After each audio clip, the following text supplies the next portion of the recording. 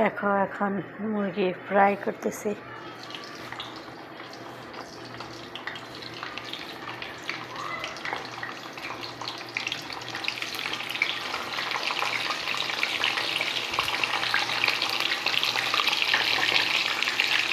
আমাদের লোক বেশি হলেও কিন্তু অল্পই মুরগি রান্না হয়। তেলে গ্যাস মুরগি প্রতিদিন খাইতে খাইতে আর কেউ খেতে চায় না। আমার তো ভালোই লাগে না, আমি তো খাই না। আমরা তো মাছে ভাতে বাঙালি, মুরগি অতটা পছন্দও না, খাইও না। ওদের জন্য অর্ধেকটা মুরগি রান্না করলাম, বাকি অর্ধেক কালকে রান্না করব। এখন এতটুকুই যথেষ্ট। বেশি মুরগি রান্না হলে খাইতে চায় না, অযথা ফালানি যায়, এই কারণে করিও না। কারণ অপচয় করা তো ভালো না। ওরা করলে সমস্যা নেই, আমরা করলে সমস্যা। তবে নিজেরাও আমরা তো বাঙালি মানুষ, আমাদের কিছু ফালাইতে গেলে অনেক কষ্ট হয়। কারণ এই এক মুঠ ভাতের লিগে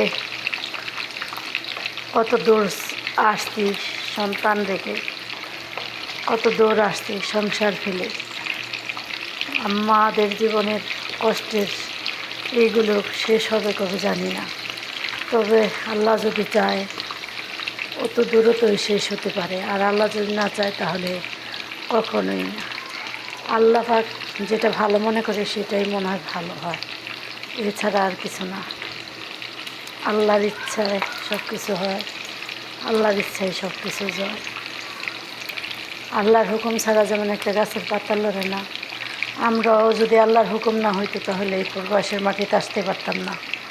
তো এসেছি যখন, আল্লাহর হুকুম হলে আবার চলে যাব।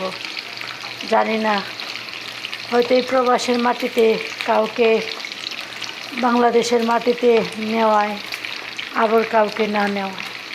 অনেকেই এই প্রবাসের মাটিতেই তার শেষ নিঃশ্বাসটা ত্যাগ করে। হয়তো কারো সন্তানের মাটি ভাগ্যে হয়, কারো সন্তানের ভাগ্য হয় না।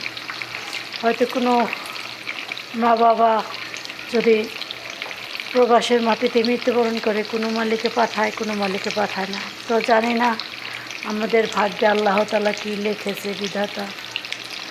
তো আল্লাহ যেটা ভালো মনে করবে সেটাই মনে হয় করবে, এর চেয়ে বেশি কিছু না। তবে বেশি আল্লাহকে বেশি বেশি দোয়া করে বলি যে আল্লাহ যেন আমাদের দেশের মাটিটাই ভাগ্যে লেখায়। কারণ আমার তো আর ছেলে নেই যে আমার গুরুস্থানে যে আমাকে একটু দেখবে বা মাটি দিবে, এই ক্ষমতা আমার নেই। আমার দুটো মেয়ে আছে, মেয়ে দুটা যদি একটু মুখটা দেখে তো ওদের মনের শান্তি দিতে পারে। তবু মেয়েদের মনের খবর বলতে পারবো না, তাদের কি মনে চায় না চায়।